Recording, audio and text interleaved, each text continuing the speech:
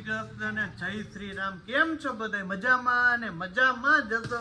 અને એકદમ નવા ફ્રેશ વ્લોગમાં વિડીયોમાં જે કે એમાં બધાનું તમારું સ્વાગત છે. અને સવારમાં બેસી ગયો છે સિરાવા, નાઈ ધોઈને ફ્રેશ થઈને સ્પ્રે બ્રે છાંટીને આજ તો રવિ થઈ ગયો ફૂલ કમ્પ્લીટ અને બેસી ગયો સિરાવામાં જો સુરતથી ગાંઠી લઈ આવ્યો, ચા લઈ આવ્યો અને ભાખરી લઈ આવ્યો.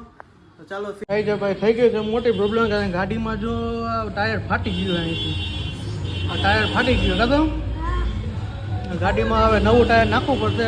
ખર્ચો આવી ગયો મોટો ગાડીમાં. આવું છે બધું. હવે ટાયર ગાડી ગઈ લઈને નથી જવાય, એમ જવું છે બારગામ, ત્યાં બહેનું આવું ને ટાયર હવે નવું નખાવવું પડશે.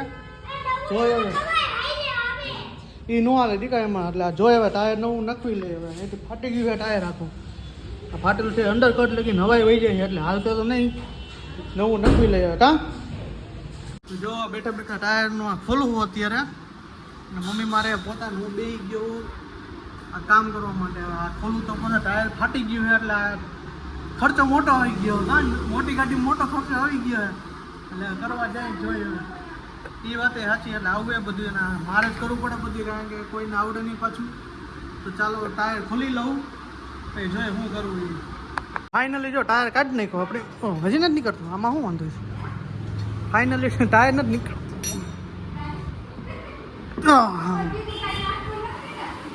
ના ના, ટાયર જ કાઢું. આટલી બધી જગ્યા થઈ ગઈ જો. આમ એમ લાગે ઊંચી ઊંચી ગાડી છે. ઘણી ઘણી આટલી ઊંચી કરી નાખવી, નીચે જેક ભરાઈ દેવો બધી જગ્યાએ, એટલે ઊંચી ઊંચી છે. હા, ફાઇનલી ટાયર બે હાથથી નીકળ્યું, એક હાથથી કોઈનું કામ નથી કાઢવું ટાયર. આવી મોટી જગ્યાએ આમ ગાડીમાં મસ્ત મજાની છે, ઉપર ચડાવી દીધી. આટલી ઊંચી થઈ ગઈ, આમને આમ ગાડી હકાલ્યું નહીં મમ્મી? આવી રીતે હકાલી હાલે ને ઢહે ઢહે હાલ. એટલે આવું એ બધું. જમ્પર તો બહુ મોટા છે આના. પહેલી વાર મેં ખોલી. પહેલી વાર કે બીજી વાર? બીજી વાર આ ટાયર પાટલું ગયું. પાટલી ટાયર ઉપર આમાં લેવા દેવી જ નથી, ગમે ત્યાં કંઈક અટકી જ ગયું હોય પાટલા ટાયરની. હા, ટાયર બહુ મોટું આવે નહીં, એટલે આવું છે બધું. હવે બહુ પછી ઉઠીને વ્યવસ્થિત રીતે કરીને પછી પાછા ઓપરેશન કરવા લઈ જાય ટાયરને. ભાઈ ગાડી જો આમ કોકને એમ લાગે આટલી બધી અડે કેમ, એક પાસે ટાયર જ નથી. ટાયર વગરની ગાડી જ નકામી. આમ જો આખી આડી થઈ ગઈ. અહીંયા અરીસો અડી ગયો જો તમે, પાર્કિંગમાં પડી અને અરીસો અડી ગયો અને આખી ફાંગી ગાડી થઈ ગઈ છે. સમજો એક ટાયર નથી. એક કોકને માણાને એક પગ ન હોય ને એવું લાગે નહીં, એક પગ વગરનું માણા. આને 4 પગમાં એક પગ કપાઈ ગયો. એટલે આવું એ બધું. જો ભાઈ આવી ગયું મસ્ત મજાનું જમવાનું. મારો ફેવરિટ શાક એ મને અતિશય આ ભાવે. આ હોય તમારે બીજું કંઈ જોઈએ જ નહીં ને સાથે છાશ. અને આ તો નકડું ખાવું હોય ને રોટલી પછી ખાઈ. મમ્મી બેસી ગયા ને કોમલ કહે છે બહાર, તો ચાલો જમી લઈએ. આટલું તો મેં ખાઈ લીધું પાછું. આ જો જમવા બેસી ગયો પાછું. તો ફાઇનલી ભાઈ જો ઓપરેશન કરાવીને આવી ગયા. નવું ટાયર ન નાખવું પડે એટલા ભાઈ થાય, કારણ કે મોટો ધૂંધો નગર.